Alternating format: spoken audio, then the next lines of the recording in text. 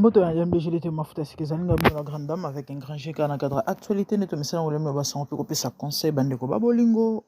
Nous continuons avec l'actualité affaire Pasteur Mike Kalamba inandeko na biso Peniel. Les amis,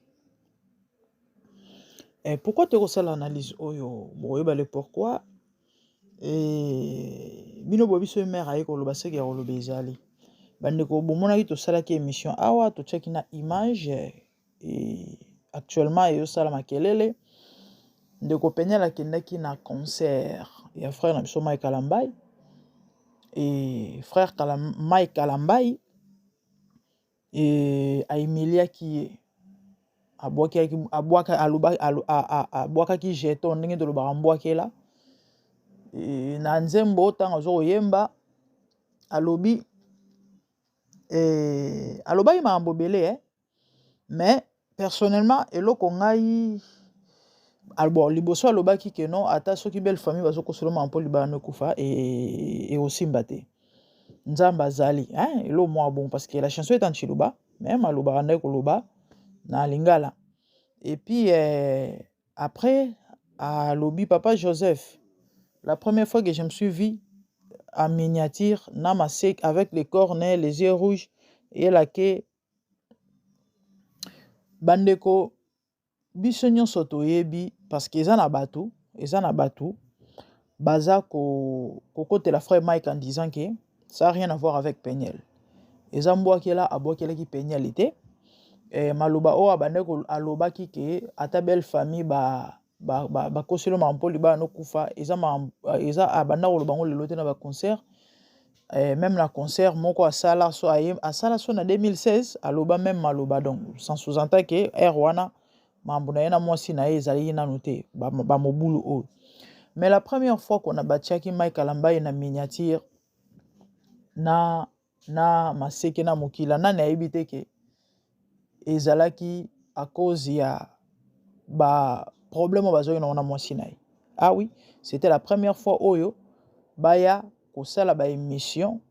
C'est vrai toyebi ke balobaka toujours mabe bamabe lobamaka toujours toyebi congolais azala makasi na spéculation et kotonga kofinga ba musicien ba nini. C'est vrai bakotonga batonga banana bango kotonga ye déjà kala Mike Ndumba Mike boye babiloko wana toyebi mais ko ya ko China miniature penza baya koloba ke no Mike aza mabe tala mambo asali c'était par rapport ya mambo elekaki entre ye na mwasi na ye. Donc rappelez cette histoire que batianga na miniature na maseke na eza ko rappeler ba souvenir ya ba mambo eleka. Et pourtant yena Peniel basala pe parce que soki ba bongisaka te Peniel alingaki aya na concert wana te.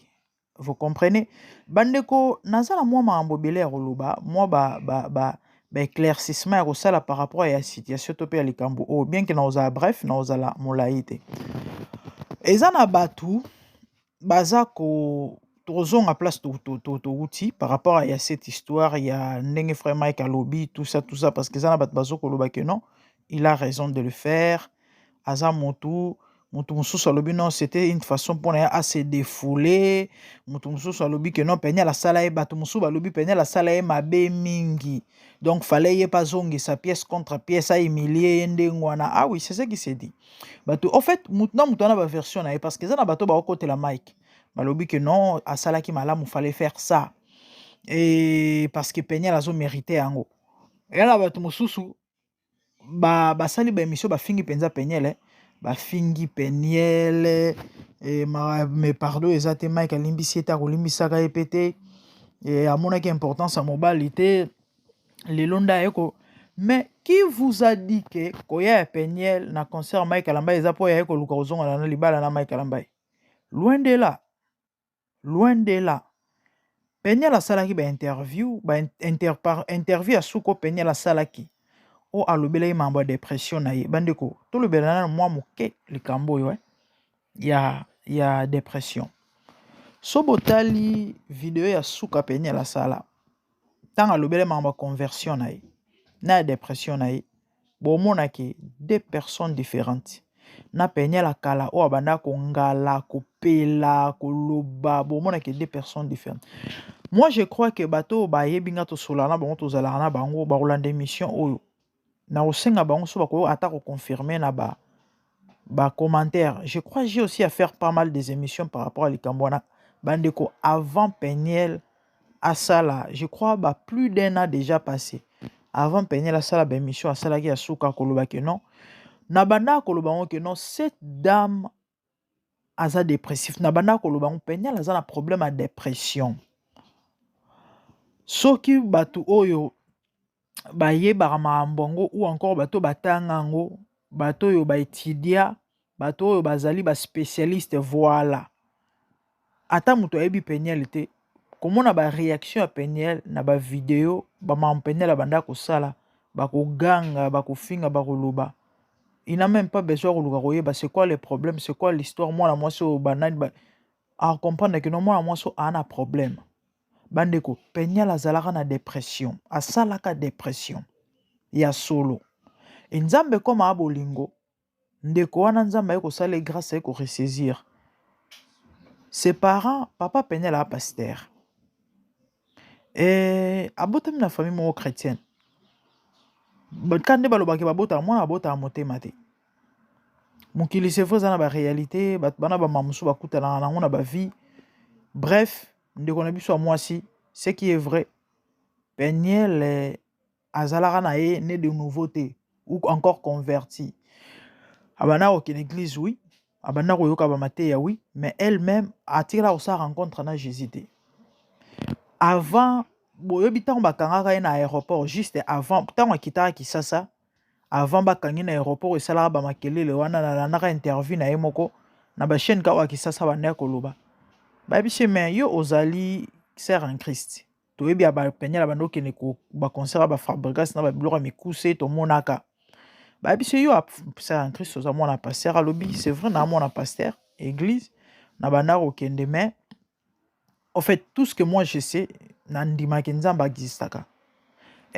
nandimaki nzambe existaka point bar bamaka misusu wana non trop kokibo nzambe ndenge abise nga biloko wana yango te moi nga na vie na nga na vision na mamu na ngai na ndenge na bato bele je crois balandaka émission wana bref po tozala molai te nzambe na bolingo na ye Peniel aye kokutana na Yesu c'est vrai bamambo ebele leka bamitakala banini eya mpenza yango te problème ndeko na biso aye kokutana na Yesu comme nzambe a bolingo le Seigneur l'a guéri non seulement son esprit ou encore à guérir na âme na esprit na corps ndeko na biso azali na problème à dépression nzambe asungi ye à se ressaisir interview Peniel asala bandeko so bozwi fanatisme ya bolongoli botie mopanzi bo comprendre que non cette sœur avait de très sérieux problèmes so bolandi interview wana je crois na salela ngo émission plus ou moins 6 mois passé to tchaki ba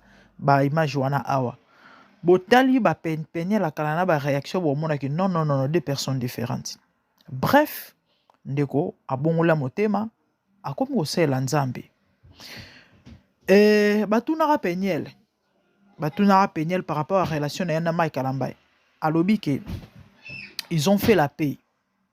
La paix wana eza ya libala te. Babongisa étant papa na mama ya bana. O ezali Shaddai je crois. Shaddai na Zion. Bana na kati bandeko. Tokene tozonga tozala bato.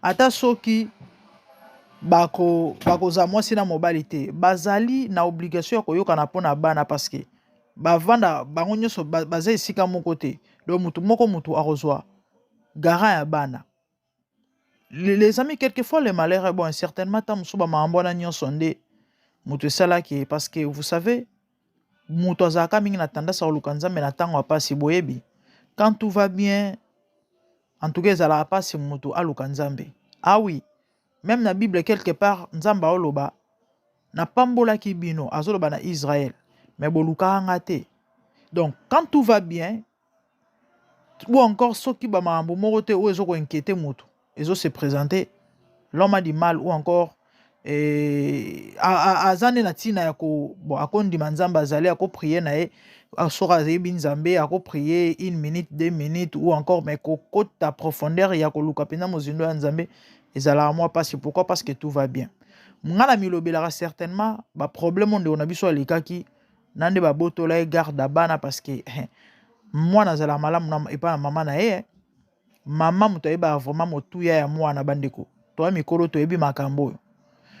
Quand mwana a pembeni ya mama ezala nde mosusu e mama nde moto azalaka miplace mpona kobokola mwana. Affection ya mama moto elekaka makasi na mwana.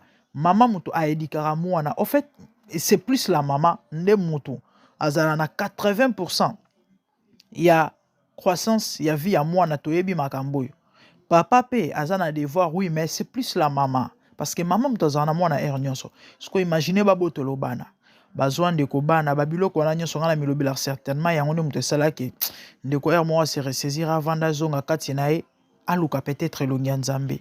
Nzambe na bolingo na ye asali ndeko grâce lelo oyo Mike azwa garde ya bana mais basololaka bien mpona bana parce que bana ye il faut abengaka bango bana na baamike bana batelefone te il faut abenga papa na bango mpo asolola na bana soki alinga mona bango il faut aluka peut-être afuta biyaki Kinshasa ou soit so papa na bango tellement ayaka poto mingi akolongwa kin aye peut-être na bana ye amoni bana. Donc ils avaient tout intérêt de faire la paix bango nyonso mibale. Jesus Christ, I'm recording, please go away. Ya kosala paix esali ke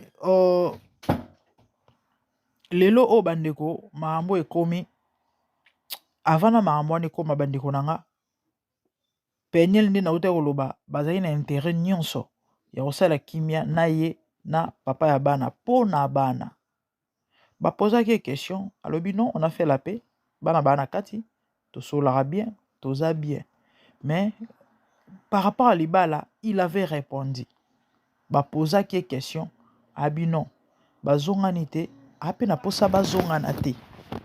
Peniel alobango ouvertement bazongana na Mike te ape na posa bazongana na Mike te ape na posa bazongana na Mike te.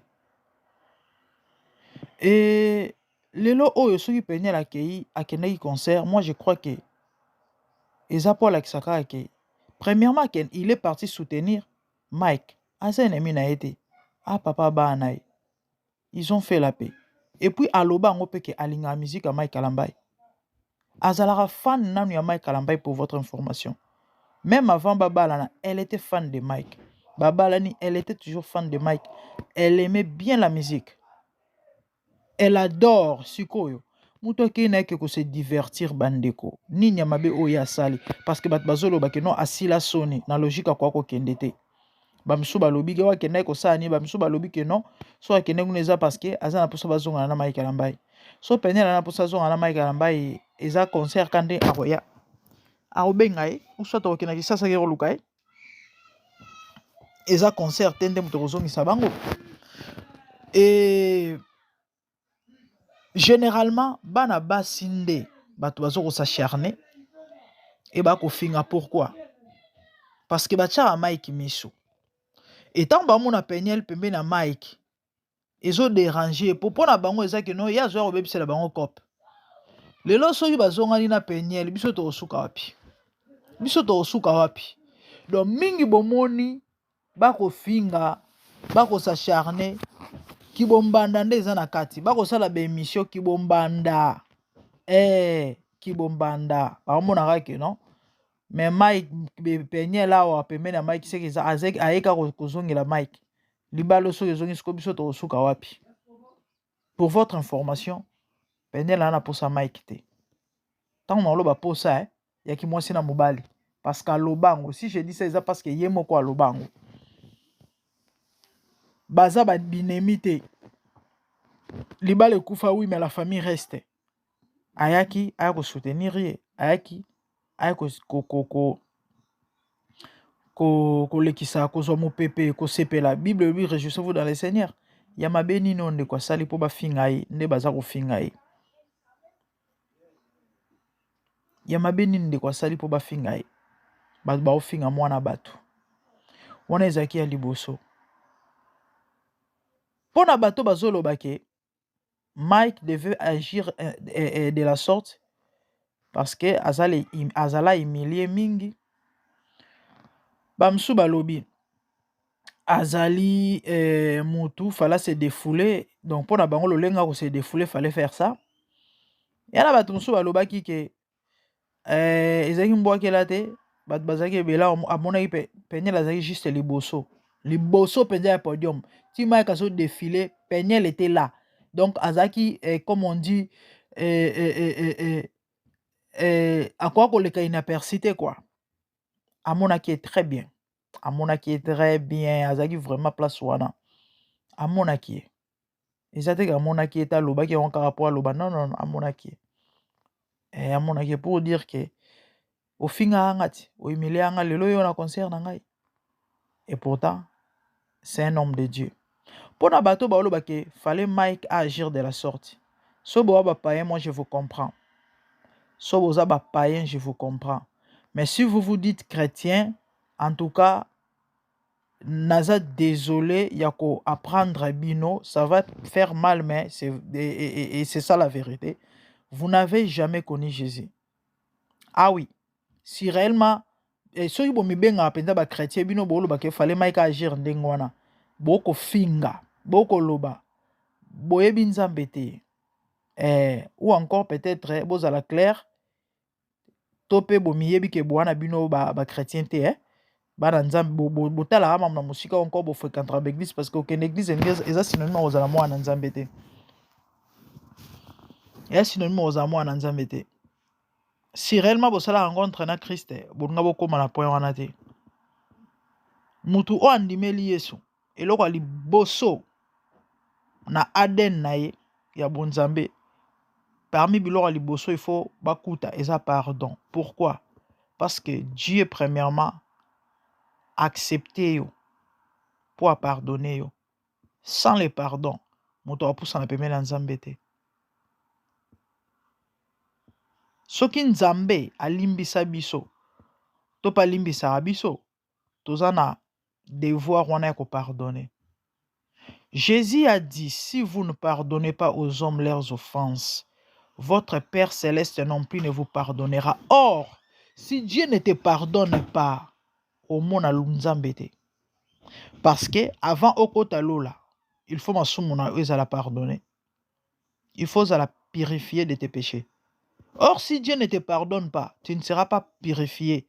Et okota te, pourquoi? Parce que rien de souillé ne peut entrer au ciel selon la Bible. Donc, un enfant de Dieu a un devoir au limbisa. Et pardonner veut dire oublier les offenses. Soki oloba ko limbisa mobosa na to rappellera iba rotikala o limbisa te. Moi qui vous parle les amis,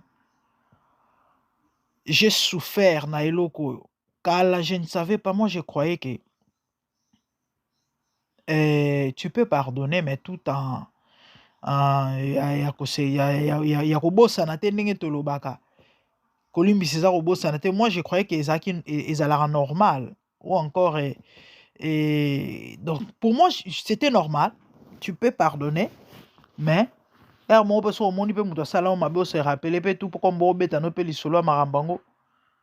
jour le Seigneur me dirait que tu n'as jamais pardonné.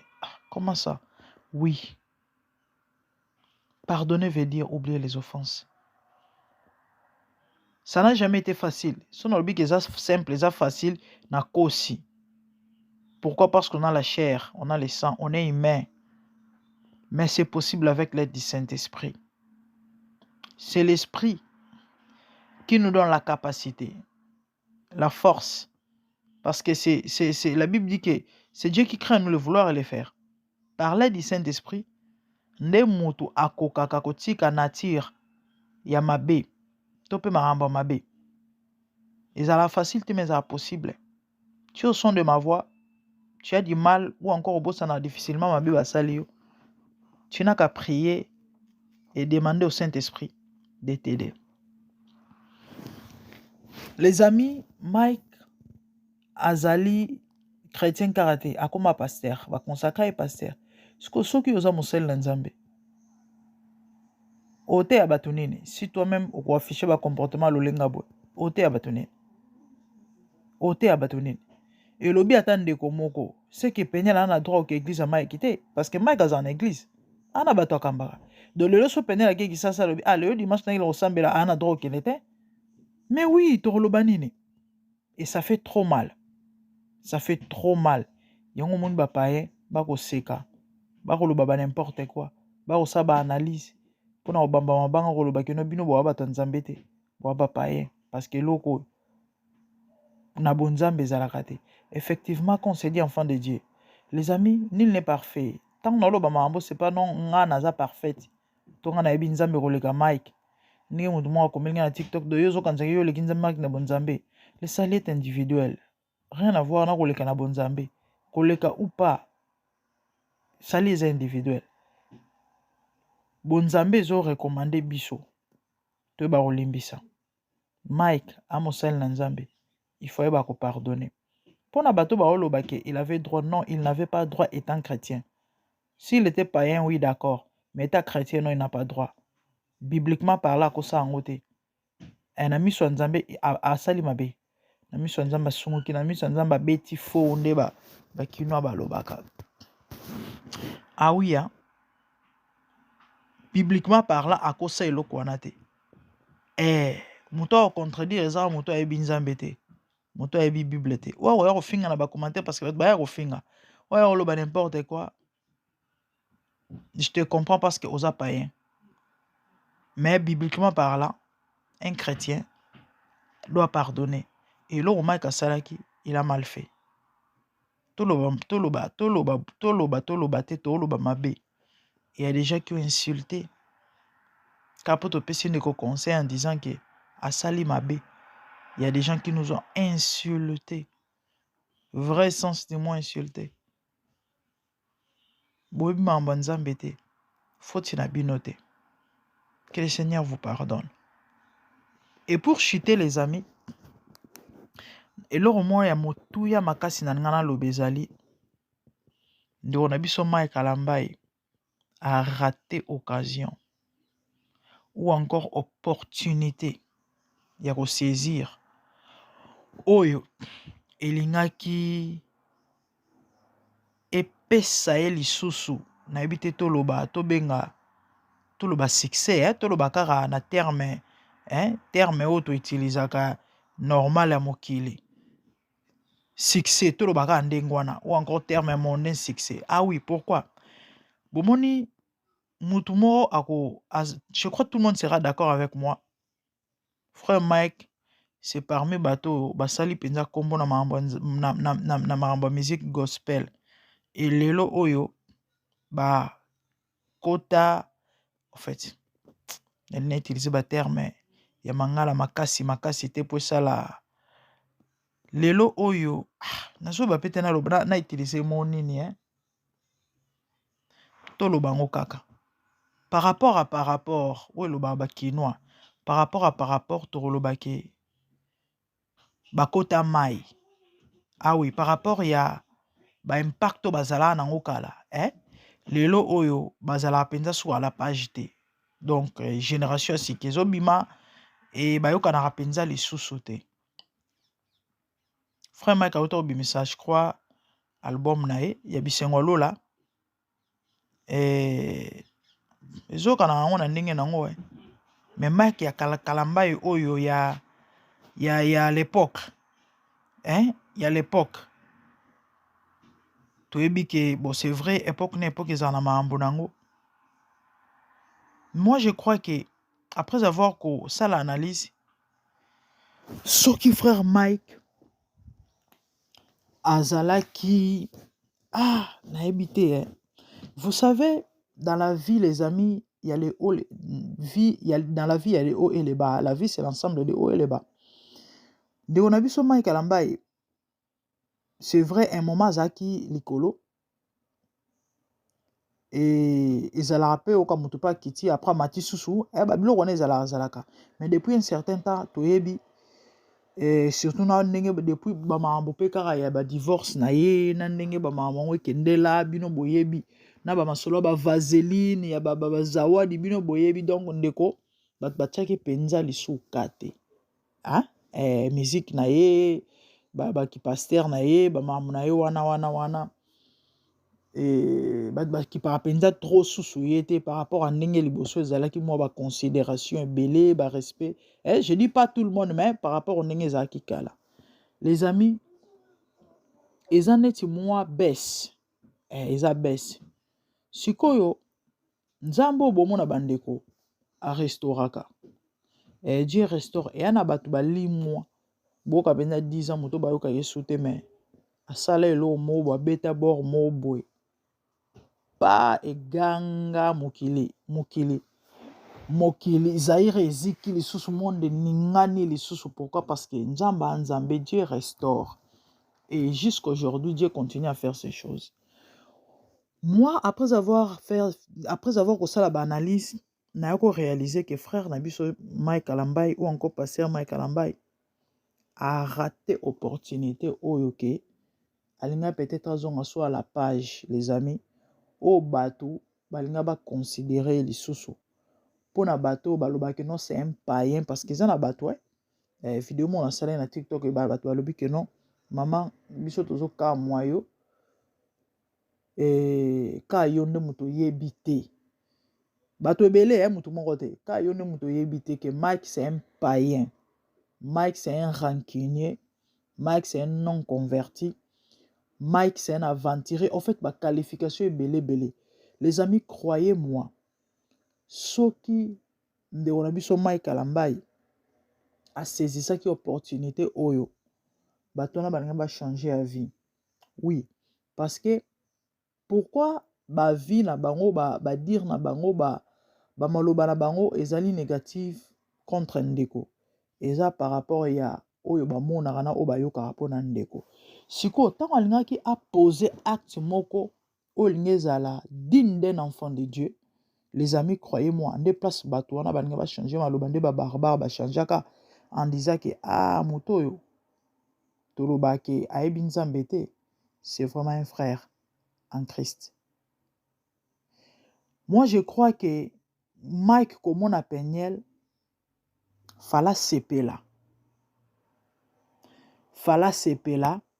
Et s'il fallait même à présenter ye na miso bato bandeko bondi melanga. Pourquoi ils ont fait la paix présentation n'était que non moi si nanga te non to salier présence il y a attention nga matissé na podium moi te, mais je salue la présence de la sœur Peniel Samba, la maman de mes enfants. Les amis, croyez-moi, bande ko bondi melangai elingaki esala mama na beza dega elingaki esala makelele ya kosakana te. Les gens là balinga balobelango et puis elingaki epesa considération to pe image mususu na vie ya Mike Alambai bondi melangai. Elingezelo mo vraiment esengo. Elingezelo mo abe comme Kongola mesana koloba balinga bat banga basape banaliser ce que bazonga nie liba les zongi, ce qui n'est pas aussi mauvais, ce qui n'est pas aussi un péché. Ce que bazonga ni ce qui liba les zongi, en fait nous ba congolais, mais ce qui est vrai, attitude bato belé linge changer vis-à-vis à Mike. Surtout bato ba monaka e toujours mutu mabe. Bato bazwake toujours na image moko boyeke. C'est une mauvaise personne. Croyez-moi, ces gens-là, banga ba changer. Lolenge na bango mona pe akotala. Et malheureusement, si comme on babilo aboy, déplacer là qui sera que moto la personne dont vous avez affaire azali nani, c'est quel genre ou encore type de personne. Bandeko, moi Nzambe, parmi les caractéristiques ya moi Nzambe, l'humilité. Il faut en envie à moi Nzambe. L'humilité, les amis, précède la gloire. Dieu résiste aux orgueils.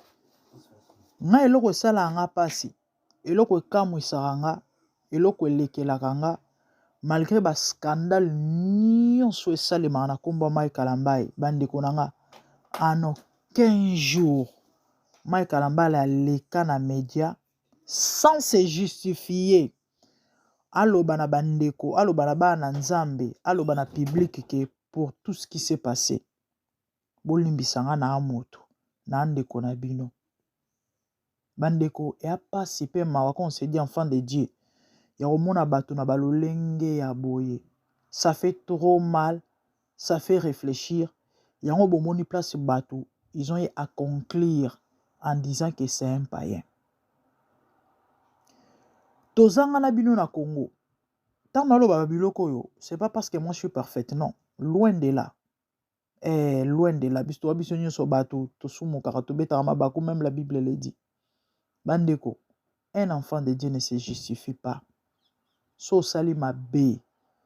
Ata ba marambo mususu babakisi likolo wana ezali ya lokuta. Mais le fait que tu avais aussi fauté en faisant ou encore en disant quelque chose où il les a qui bateau.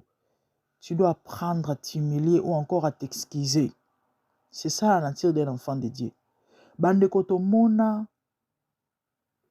vidéo tope ba vidéo ya Zawadi na frère Mike. Moi c'est à libala s'il vous plaît. Na katia chambre. Mike alali ata soki basalaki eloko ta matelaki likolo te, mais na katia chambre moi c'est à libala frère Mike alali. Azo solana Zawadi bande koto mona vidéo wana etambola. Tanzolo bane que non, je suis quand même un homme respectueux, bat ba respectera ngai. Babiloko nazo yoka oyo zo sale ya malamu te. Azo baté nzoka Zawadi azo filmer bande koto mona. Zawadi azo maboko na ye. Atia yango na tolo Mike. Azo maboko na simba Mike bazo solola. Moi c'est libala s'il vous plaît. Est-ce qu'un homme de Dieu, un serviteur de Dieu, un pasteur peut se retrouver na esika moko boye na mwasi ya moto to ya bato to kaka na sermo et puis babiloko wana ezaki déjà ba scandale ba mamboleka awa na ba Moïse Mbiye frère Mike alobaki ba imposer silence et puis azaki na suspension bon c'est vrai wana ezaki na compte ma diabo problème te. Est-ce que c'était le bon moment frère Mike aya koleka na média? Toi Moïse tu peux me regarder dans les yeux et me dire tout ce que tu es en train de raconter bandeko to mona babiloko wana. Mike a vilipanda mama ya bana e. Na mambo bana awa tanga kene mwana lata kisuki kiloti na hiver. Tanga tomboka ka ne passé a eko bima non na retraite mais cela ne m'empêche na osa droit de réponse. Papa, yo za na retraite yo osa droit de réponse. Et puis droit de réponse on makamoni no eko lo bandeko to mona ba vidéo bazo pekisa Mike soki pe bandimi église so pe bana na e papa ah laissez-moi atomboka batika ye aloba. Vous avez vu la canapé là où l'autre là était en train de gémir. Donc la vidéo est que c'était pas peine le tambolaka. Et puis Mike a osé comparer maman bana na ye na Mariama. Moi c'est abondo. Aloba penye liyo koko kokana na Mariama tana linzaka bandeko na ngai oyo makambo nini. Malgré tout ça Mike a tikala koleka te. Asenga pardon. Et on se dit enfant de Dieu. On se dit serviteur de Dieu. On se dit chrétien. Nabonzambe zalakate. Et ce qui s'est passé là, c'est vraiment que le message n'a koloba. Mais la logique, si réellement Mike est converti, qu'il est chrétien, qu'il est enfant de Dieu. Et l'autre fois s'excuser. Pourquoi? Simplement parce que Batouba Oloba et ça, les scandales. C'est ça être enfant de Dieu. Malheureusement. À ça, la conférence de presse, ça va poser quelque chose sur Maramba Zawadi. Moi, je crois qu'ils ont peut-être occasion à quoi qu'on s'engata bolimbis. Abi mukolo kufungula monoko lobana bat bazena sima Marambo bat baza choqué. Ah, c'est justifié na kaka. Ah, c'est justifié na ye que na yeba kote ngala za na vaseline na ndaku et na ndenge lelo baba mama kombo vaseline. Mais papa, obando sani na chambre na mwasi ya bato. Oyeba ika mwasi ya libala. Comment vous pouvez vous retrouver dans la chambre? Kaka bino mibale plus grave. Toi tu étais allongé. Il y a vendu pembeni na yo. azosimbo na nzoto. Mais non, attendez. Abomination. Hein? Ou bango baluba chibindi. Et quoi ça le matin? Est-ce que Bilo qu'on a fallu venir justifier ça? Ata ce qui commetaka acte c'était yako memana. Et l'Obama kazawadi à l'Obama, oui c'est vrai. Mais tout le monde a prévité. Ok, admettons que ça est l'autre côté. Mais se retrouver dans la chambre binomi balena mwasi amutu yo pasteur et plus grave ozaki allongé na mbetu ya osimbal. Mais non. Mais non. Fallait s'excuser, tu n'avais pas besoin de cette explication sur ça. Malheureusement, yango bomoni batu balobaka ba conclura que Mike n'a jamais été enfant de Dieu. Parce que moi Nzambe, parmi les caractéristiques oyo, il faut zanango komi kitise fezala. Ah oui, komi kitise fezala. Lorsqu'on faute, on reconnaît qu'on a fauté. Oa muto public bat balinga ko bat balanda ko bat bayoka kayo. Et yaka liboso ya bato o balingaka yo obetisi bango mabaku loba na bango ke bolimbisa ngai na moto par rapport elekaki bolimbisa ngai. C'est Dieu qui justifie bandeko. Nzambo bomonaka a nzambe tant Bible so ba que rien n'est impossible à lui a nzambe. Nzamba na ba façon mo justifier ka bato bo na ngo idete bo ndima te bo kamwa place penza nzela ezate me nzamba fungoli nzela leki na eloko oke non bande botala eloko leka na vie ya Joseph nana ngo penza ko ndima Joseph nana ko ndima Joseph mwasa Potifar aye penza na ba preuve ke tala elamba na ye yango bande ko na tribunal na justice ben Joseph ko justifier eloko na ndene a justifier ngo ndene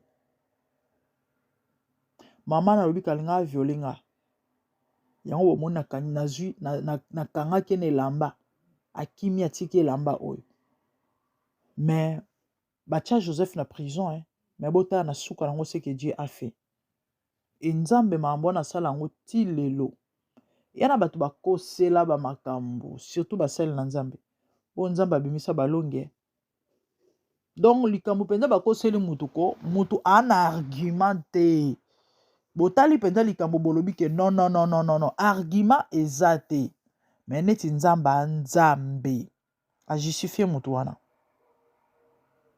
na beta lisolo mo je crois na chaîne na ngai lisolo wana esalema na France plus ou moins 2 ans passés kapoto chite to katango mokuse ka babaso bakosela basali na nzambe ba makambo akosela passer bat makambo ke so pa bimara na yeso kinene pene ya libala passer wana ekufa parce que moi ça passer tant ayokaki na kanda na akomane pe ko bima donc akoma obeta mobali ba 12 donc ba grave bref moi souana n'est-ce à 2 ans à se retrouver dans l'hôpital en train de couper les cœurs d'oiseau kata motema azana na cancer et muto suka sengara mona passer wana asenga pardon il y a eu des gens bayaki alobi que non nakosela tato makambo batinda nga tala et puis après akufi. Dieu est capable de faire ces choses. Donc les amis c'était ça message oya motu ya personnellement nazali na besoin ko pesa ezaki ya kolobake papa na biso azanga ki opportunité mais moi je crois que jusque là Dieu continue toujours s'il faut dire d'exposer notre bien-aimé mais il est trop tard il peut encore se ressaisir azongela nzambe oui parce que Mike abandana nzambe lelo oyo aza bisika aza bisika akomi azosala oyo moka ayebi c'est encore possible de retourner à Dieu Je parle étant une personne spirituelle parce que la Bible dit l'homme spirituel juge de tout. Révélation personnelle, non c'est relobate. Mais néanmoins, ceux qui sont spirituels peuvent comprendre de quoi il s'agit. Ils en ont trop tard. Et la Bible pour tout ce qui veut aller l'espérance. Notre bien-aimé Mike peut encore se ressaisir. Nzamba a besoin d'aide. Ouais. Tant qu'à ressentir, Nzamba va continuer à exposer Ndengwana. Et carrière n'est que pécana aussi là. Et puis voilà. Donc c'était ça pour aujourd'hui. Que Dieu vous bénisse. Abonnez-vous massivement sur MDGD TV, Mafuta Sika. Quant à moi, Namoni Bino Mbala Sima, moi like, moi les bonnets, et ça l'a bien. Zama mon papa Mbola Bino. Et pour un moto, peut-être Azaki d'accord, ou encore lésé, peut-être Mamna Lobaki, et c'est Pélissa qui était, en tout cas, Bolimbisi. Mais néanmoins, j'ai parlé de la Bible, hein, na lobeli kaka ainsi dit. Et tout comme na suka bande ngai et ane lo moi motu na ngana loba na bosanaki na loba dans une minute. Les Congolais doivent se repentir. Bandeko, vous pouvez imaginer Yvette Kalomba bongoli motema. Asali mea culpa. Sala ibe émission awa. Botala qui en plus ou moins des semaines passées. Asengi bolimbisi. Elle a fait la peine à Batignon Sadena Baona Barando. Asenga même na Peniel pardon. Yvette Kalombo. Yvette Kalombo asengi Peniel pardon. Parce qu'Azaki parmi bateau bano clashé Peniel pour na Mike. Asenga bolimbisi. Voilà un enfant de Dieu. Asengi Karine Mokonzi pardon. Asengi batu tout oa bano finga kawana. Bazaina baona barando babolimbisi. Voilà un enfant de Dieu. Et vous savez ce qui s'est passé? Ba soi-disant fan na ye, ba soi-disant fan, ba kenda ko se désabonner na ba page na ye. Ba se désabonner pourquoi? Ako senga bat babolimbisi te, ako senga Karine pardon, ta ko sa eloko salite. Donc allez-y comprendre, les Congolais baza bato yo ba soutenir bato na buzoba, na ba bêtise na mabe, na masumu. Et quand tu renonces na ba vie à mabe wana okomi ennemi na bango. Yango mona lobi ba Congolais faut ba bongo la mitema. Bota niveau bota la niveau do Yvette akomi ennemi mutu o bango soit disant ba no ba lingaka. Donc ba fan ba bato yo bazana ba bolingwa solo te. Ba bolingwa intérêt et ba intérêt na bango ezaka ya mabe. Ta neti wana do intérêt na bango ezaki mutu afinga ba bango ba osepela. Vous pouvez imaginer. Et tant que tu ma finga, bango ba contre, ba tomboki ba siliki ba sepelite. Bota modèle ba tutoana bango. Bota modèle ba tutoana bango na mokili. C'est triste et regrettable. Ya on a olobana na batu oyo ba sambelaka, oa musicien chrétien, oyembela nzambe, ozali pasteur ou encore faites très attention. Ba fan ba kocha bino na lifelo. Parce que bato bazo encourager pe bazo entêter Mike eza ba fana. Et pourtant, Bible eloba ceux qui ndeko na yo asali mabe oza na droit ya ko reprocher na place ba reprocher mutu asali mabe po abongisa lobi asa su mabe te bango bazo encourager. Donc en d'autres termes a continuer asali mabe te po lobi mutu wana kufa na lisumu. Bandeko bokeba na bafana. Bokeba na bafana. Que Dieu vous bénisse. Tout le monde Mbalasima, pardon, merci, au revoir. Bye.